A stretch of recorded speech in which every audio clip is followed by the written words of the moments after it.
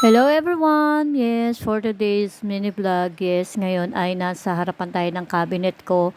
And sabi ko nga sa sarili ko, dapat bago magbagong taon, maayos ko naman tong loob na to. Tingnan nyo naman kagulo. Basta na lang akong palsak ng palsak. So anyways, yun yung unang layer ko, ano-ano mga nakalagay dyan. Alam nyo naman tayo, di ba, aminin natin, hindi lang ako, siguro meron din dyan. Basta na lang pasok ng pasok dyan sa cabinet, sa mga cabinet natin. Basta maitago lang, ganyan. Naiirita na ako kasi mag-New Year na. Sabi ko, kailangan maayos naman.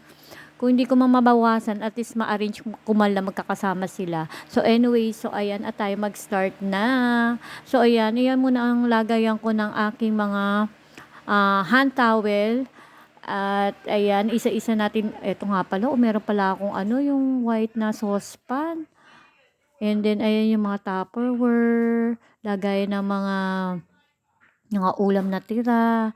Kaya lang, syempre, kahit gusto nating i-dispose, parang nanghihinayang naman ako kasi matibay pa naman at maayos.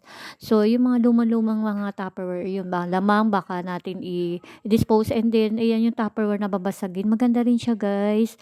Hindi ko pa lang napapakita sa inyo. So, ayan, ilabas na natin ang dapat ilabas. Ang kadaming anik-anik. So, anyway, siyang bilog na yan, nabili ko sa IKEA. Lagay ng mga fruits. Pwede yung gawin sa kusina, pang mix ng pancake. Alam niyo yon.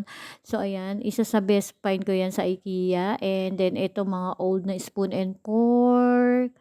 Ito mga kung ano-ano, mga takip ng mga glass Tupperware. Ayan, ito yung mga, ano ba yun? Yung mga plastic, napakadaming plastic. Yung mga pag may mga okasyon, may mga naka-assign sa spoon and fork. Ayan, pagkadami-dami. Oh, et cetera, et cetera. Ano pa ba yan? So, ayan guys, samahan nyo ako maglinis at magayos. And yeah, tingnan natin kung saan naabot itong ating pag-aayos na ito. Enjoy watching!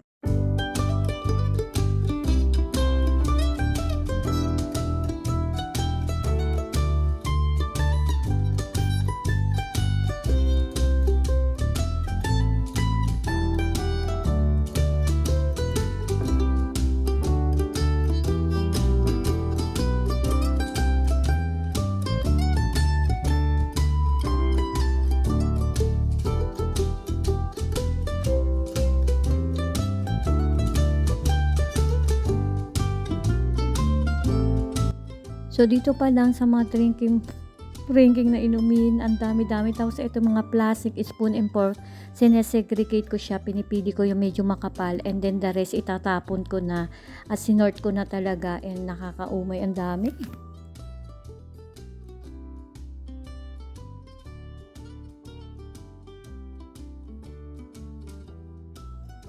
So, hi guys! So far, ganito muna ang ayos dito sa third level ng cabinet. Ayan. So, ganyan muna. Ito yung mga Tupperware na babasagin. And then, yung mga plastic na pang-outing. Ayan. Tinapo ko ng iba pagka dami-dami guys. And then, dito naman tayo sa second level ng cabinet.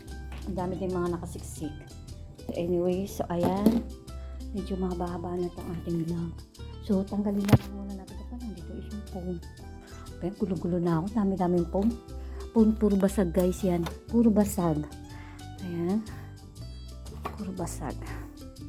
So, ayan guys. Tapusin ko na muna dito yung isang video part 1. At pag mahaba to, baka abutin ng mga 20 minutes, 15 minutes. So, ayan. Thank you for watching guys. Please follow my page. Nuna lot. Ayan guys. Oh. Ay, diba? Guys, wait. Bago ako mag-end. Itong lagayan sa rep ay napakasulit. Napakaganda. At napaka-safe gamitin. Ayan. Dalawa yan din yung iba na andito na guys sa ref. Ayan o. Umitagas na tubig. So, ayan o. Tatlo yung ginamit ko. Maganda siya guys. Sa susunod, ito naman i-declutter natin. Itapon natin mga bagay-bagay bago mag-New Year. O, diba? Wala kasi ang mapaglagay ng pantry. So, bala ko guys talaga, yung nasa ibabaw, dito ko lalagay sa cabinet. At yung mga pagkain sa pantry cabinet. Parang gusto ko bumili noong dito, ilalagay ko dito. Sakto dito sa side na to, or dito side na to. Yung mga detachable na cabinet ngayon na uso, na aesthetic. We'll see. Siguro 2 layers lang muna bibili ko. Isa-isa. Para hindi mabigla tayo sa gastos. So anyways, thank you for watching guys. See you on my next part 2 of this mini vlog. Bye!